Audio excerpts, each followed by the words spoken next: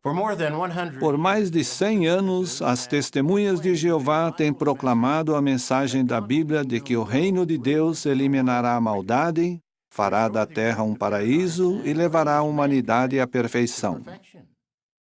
Pregar essa verdade, porém, muitas vezes resultou em perseguição da parte de poderosas organizações. Mas por que uma mensagem tão positiva provocaria uma reação tão negativa? E como vencemos essa oposição e chegamos onde estamos hoje? Esta é a história de um povo decidido a deixar a luz da verdade bíblica guiar sua vida sob qualquer tipo de oposição.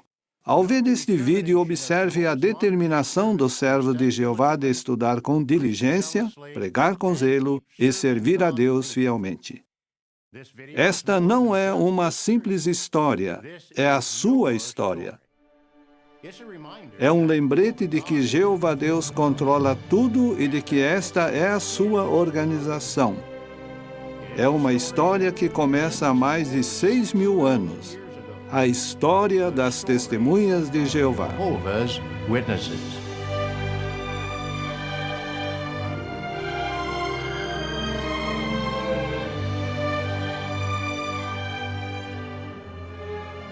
A Bíblia associa a luz com a verdade e a escuridão com a falsidade.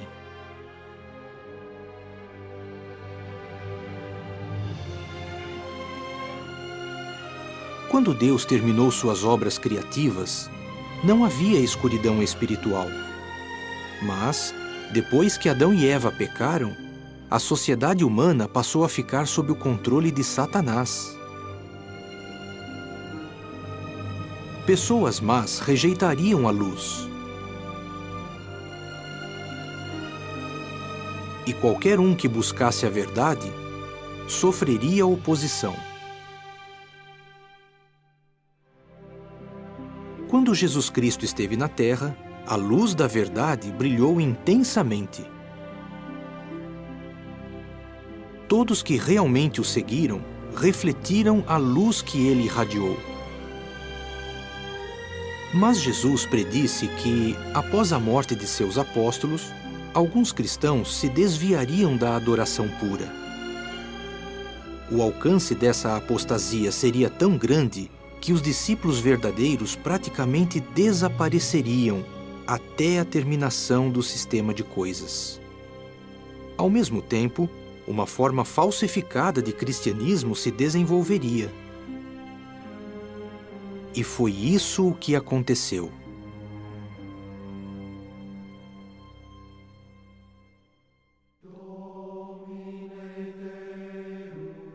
Religiões que professavam ser cristãs desviaram-se dos ensinos de Cristo. Isso resultou em abuso de poder e indescritível sofrimento.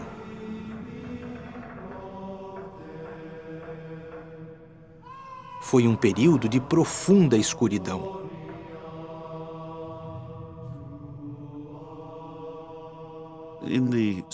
Nos séculos após o estabelecimento do cristianismo, muitos dos que lideravam a igreja ou congregação cristã também passaram a amar a sabedoria do mundo. Ideias que vieram de Platão e de outros filósofos gregos começaram a se infiltrar no chamado pensamento cristão. Desse modo, os apóstatas quiseram misturar o ensino cristão e a tradição cristã com conceitos religiosos pagãos. A ideia era tornar esses ensinos e tradições mais aceitáveis para os pagãos, para que eles se sentissem atraídos à religião cristã. Com o passar dos séculos, líderes religiosos apóstatas ofuscaram ainda mais a luz por impedir que a Bíblia fosse traduzida para outros idiomas além do latim, que a maioria não entendia. Ainda assim, em certos períodos dessa época de escuridão, houve pessoas que sentiam grande necessidade de ler e entender a palavra de Deus. Por exemplo, nos anos 1100, o comerciante francês Pedro Valdo providenciou que partes da Bíblia fossem traduzidas para a língua do povo. 2 séculos mais tarde, o sacerdote católico John Wycliffe destemidamente denunciou práticas antibíblicas da Igreja. Em 1382, a equipe de Wycliffe lançou a primeira tradução da Bíblia em inglês. Seus seguidores, conhecidos como Lollardos, pregavam a mensagem da Bíblia a todos que quisessem ouvir. Em 1495, graças à invenção da impressão tipográfica, toda a Bíblia ou parte dela já havia sido impressa em 12 idiomas.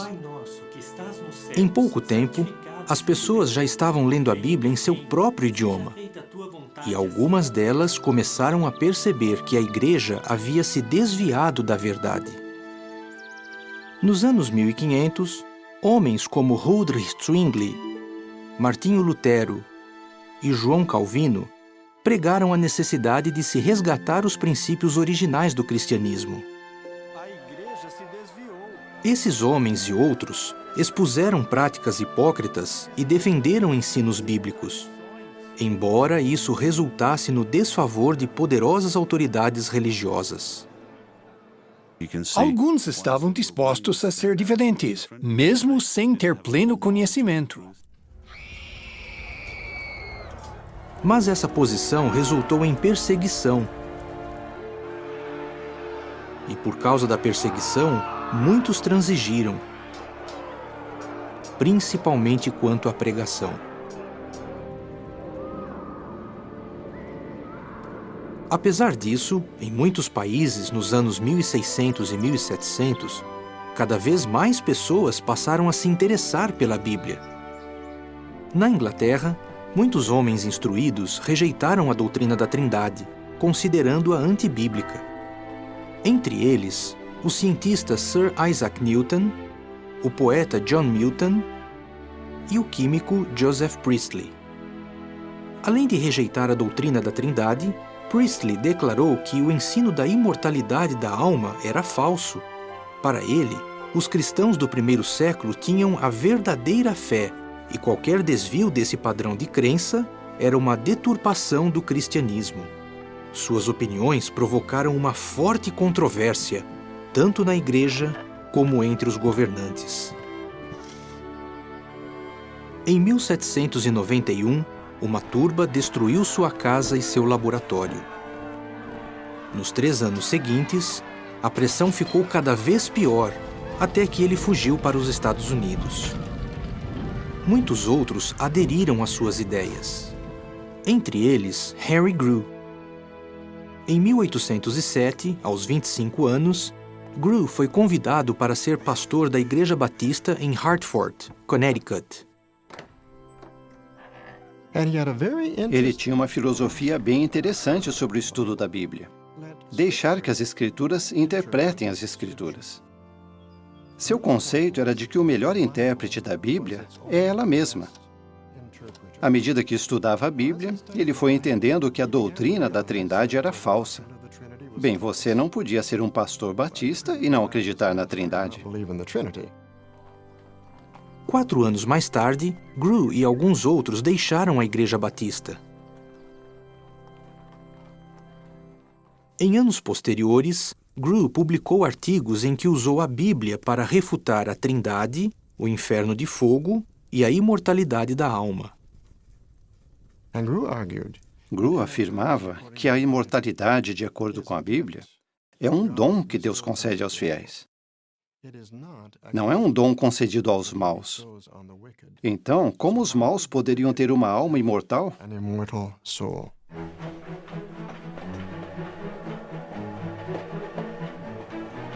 Um folheto de Grew sobre a imortalidade da alma teve efeitos de longo alcance.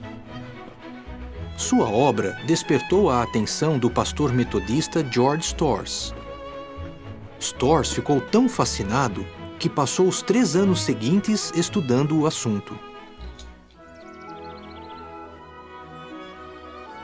As Escrituras são muito claras nesse ponto. Mas outros pastores metodistas não se interessaram pelo que ele havia descoberto. 18:4, que a alma que pecar, essa vai morrer. As diferenças entre o que a Bíblia ensina e o que ele era obrigado a ensinar como pastor metodista episcopal incomodaram tanto sua consciência que em 1840 ele acabou renunciando ao seu cargo. Em 1842, Storrs começou a publicar uma revista mensal intitulada Bible Examiner. Não muito tempo depois, ele conheceu Henry Grew pessoalmente. Os dois se tornaram grandes amigos e juntos realizaram debates contra os que defendiam a doutrina da alma imortal. Sim, e esse texto, Ezequiel 18:4, eu pensava que... Na opinião de George Storrs, para que todos os que vivessem durante o tempo da volta de Cristo tivessem uma oportunidade de ser salvos, seria necessária uma campanha mundial de pregação. Ele não tinha ideia de como algo assim poderia ser feito, mas, com fé, escreveu: Muitos, quando não conseguem entender exatamente como uma coisa será feita, a rejeitam, como se fosse impossível para Deus.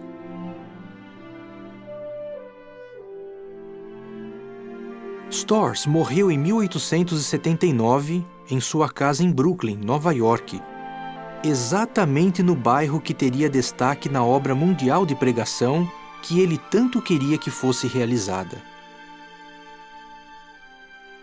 Estava pronto então o cenário para que surgisse luz na escuridão.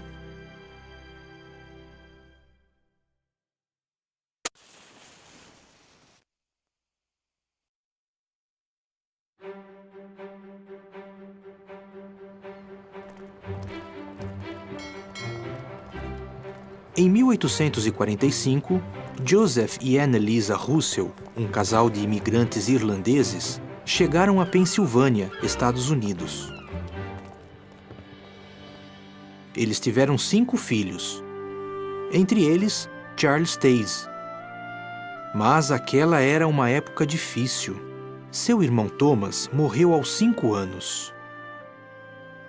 Antes de Charles completar 9 anos, ele perdeu mais 2 irmãos.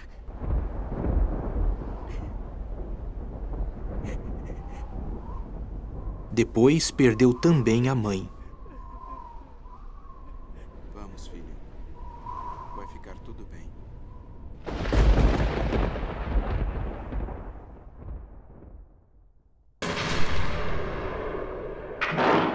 Naquele mesmo ano, 1861, os Estados Unidos se envolveram numa guerra civil que tirou a vida de 618 mil pessoas.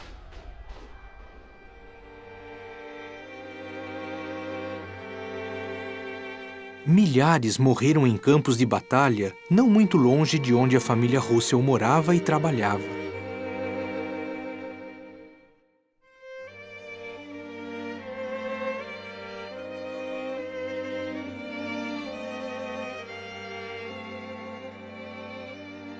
Eles puderam ver em primeira mão a grande destruição que a guerra causa, o sofrimento, a morte.